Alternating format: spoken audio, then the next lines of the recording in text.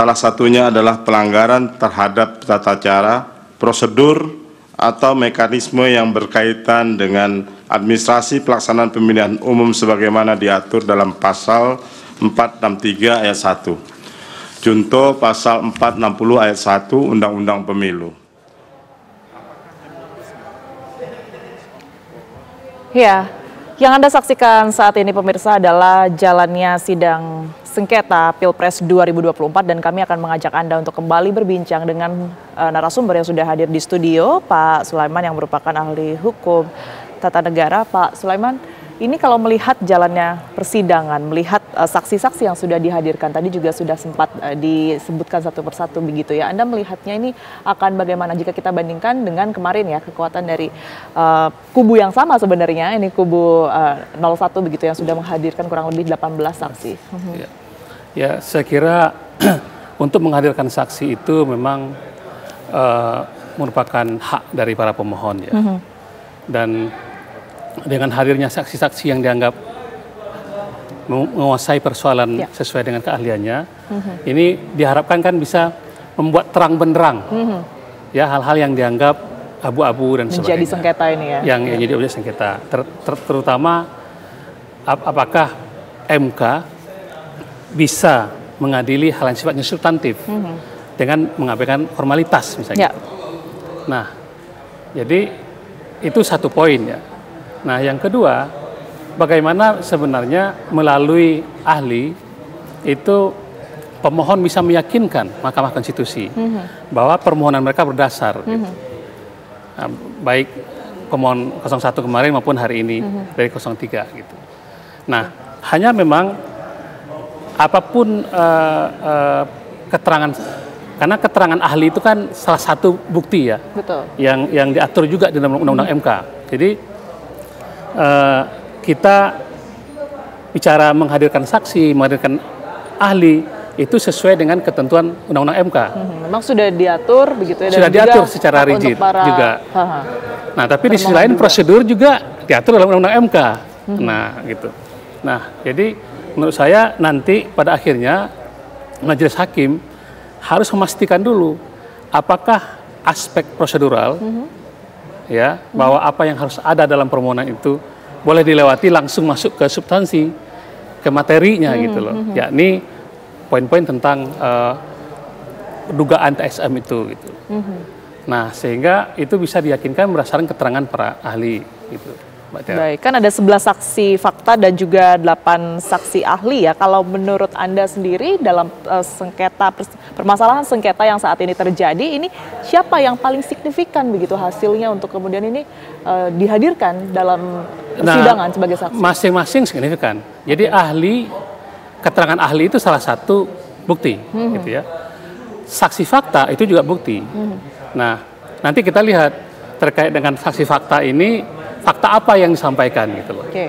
Nah, cuma saya tetap harus kembali kepada persoalan formalnya dulu yang diatur dalam Undang-Undang MK juga, diatur oleh Undang-Undang Pemilu juga.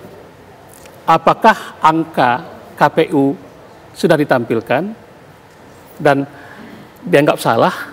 Di mana salahnya? Dan angka apa yang dianggap oleh pemohon 01 maupun 03 itu benar? Dan itu ditampilkan, sebenarnya itu menjadi penilaian dari majelis hakim. Dan sekarang kan masih berpegang dengan angkanya masing-masing. Justru pemohon 01 tidak memunculkan angka yang sebenarnya menurut pemohon. Nah, sebaliknya pemohon 03, kalau kita baca detail ya, itu angka 02 itu 0 dari 39 provinsi di Indonesia. Nah, ini kan juga majelis akan melihat, loh kok hasil menurut pemohon untuk 03 itu 0. Ya, jadi berarti Pak Prabowo, Gibran itu memilih paslon 1, paslon 3 berarti kalau suaranya kosong gitu.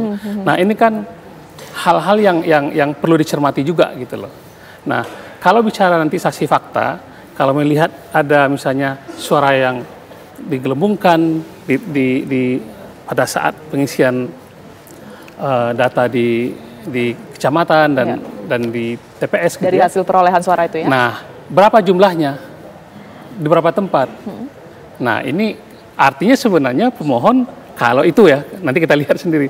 Berarti pemohon mulai nih juga bicara tentang angka gitu loh. Nah, nanti kita lihat ininya. Karena kita belum lihat keterangan dari. Apa yang rawan, Pak, kalau misalnya kita berbicara mengenai putusan MK nanti dan juga penilaian dari majelis hakim begitu, kalau masing-masing kubu ini terus berpegang dengan angka mereka masing-masing, nanti pertimbangannya akan seperti apa?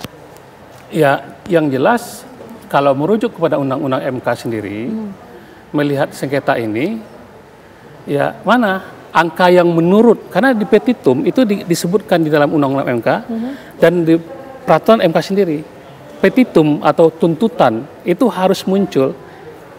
Ya itu syarat, Mbak. Ya. Itu syarat harus muncul. Satu kan dibatalkannya hasil yang berdasarkan keputusan KPU.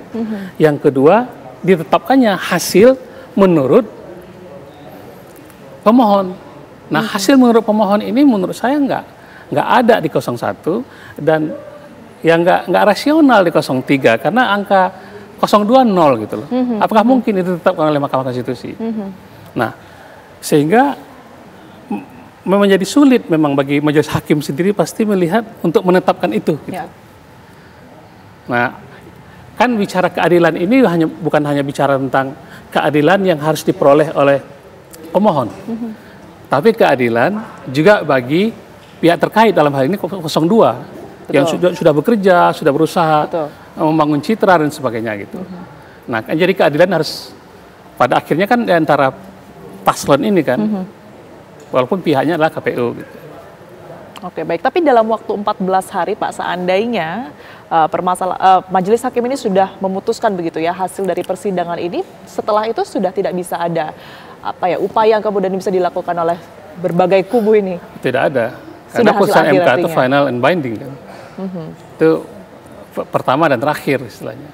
Oke, dan tidak bisa dipengaruhi oleh apapun lagi. Tidak bisa. Nah, jadi memang kalau kata Prof. Mahfud kemarin di awal penyampaian beliau akan ada bisikan-bisikan yang datang ke hati para majelis, ya masing-masing untuk menerima atau menolak gitu.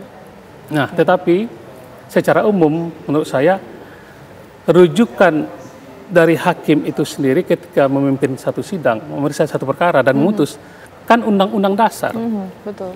Selain undang-undang dasar apa? Karena undang-undang dasar tidak bicara detail, dia hanya bicara hal yang sangat prinsip. Nah, detailnya di mana? Di undang-undang. Jadi teori hierarki peraturan perundang itu harus dilihat seperti itu. Stephen Bow teori itu kan. Undang-undang dasarnya bicara prinsip. Tapi kemudian ada undang-undang yang mengatur lebih spesifik tentang pemilu, ada undang-undang yang lebih spesifik tentang MK itu sendiri, apa wewenangnya, bagaimana dia memutus, bagaimana dia bisa memanggil pejabat negara dan seterusnya. Dan termasuk mengatur tentang apa yang harus ada dalam permohonan itu. Gitu. Oke, kalau kita sebelumnya tadi kita sudah perbincangan ya Pak, berkaitan dengan permasalahan sengketa Pilpres ini sudah muncul setiap event tahunan kita 5 tahun sekali gitu ya pada saat Pilpres. Sebenarnya kalau dari kacamata hukum tata negara sendiri, kalau di-compare Pak dengan mungkin negara-negara berkembang yang ibaratnya similar atau sama dengan Indonesia, ini bagaimana sih penyelesaian kita ini? Apa sudah sesuai atau on track kah, atau mungkin bisa dibandingkan juga dengan permasalahan negara-negara tetangga? Iya, sebagai sebuah perbandingan dalam konteks akademik, menurut saya bagus-bagus saja, sah-sah saja, dan itu sering kita lakukan. Anggota DPR itu sebentar kuker ke luar negeri kan melakukan studi banding katanya. Nah, tetapi terkait tentang sistem hukum apa yang paling bagus untuk kita, itu kan juga harus melihat filosofi masyarakat Indonesia itu seperti apa, sosiologisnya seperti apa, ya kan, kebutuhannya seperti apa. Ya, budaya hukumnya seperti apa. Nah, ini ketika kita bicara tentang pemilu, ya menjadi politik hukum ketika sebuah produk undang-undang dibuat. Nah, apa hasil dari politik hukum itu adalah undang-undang gitu. Jadi artinya kalau memang dirasa ada persoalan di undang-undang pemilu, ada persoalan di kewenangan MK, ya mari kita perbaiki undang-undang ini gitu.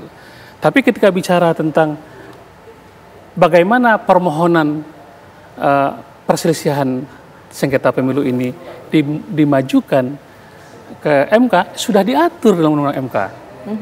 Secara detail sudah diatur lebih lanjut lagi dalam namanya peraturan Mahkamah Konstitusi nomor 4 tentang tata beracara sengketa pemilu presiden dan wakil presiden.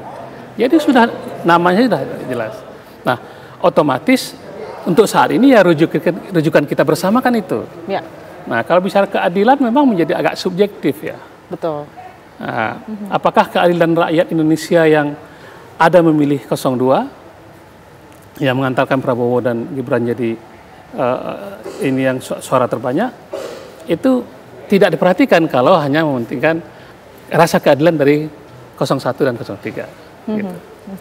Oke, kalau melihat ini kan nanti akan ada tahapan selanjutnya setelah kita mendengar sama-sama pernyataan dari saksi ahli, kemudian juga saksi fakta hari ini. Nah, mungkin bisa diberikan pandangan juga Pak, nanti setelah mendengarkan semua hasil sidang pada hari ini akan seperti apa, tapi usai jeda berikut ini tetaplah bersama kami di TV One dan Breaking News TV One pemirsa.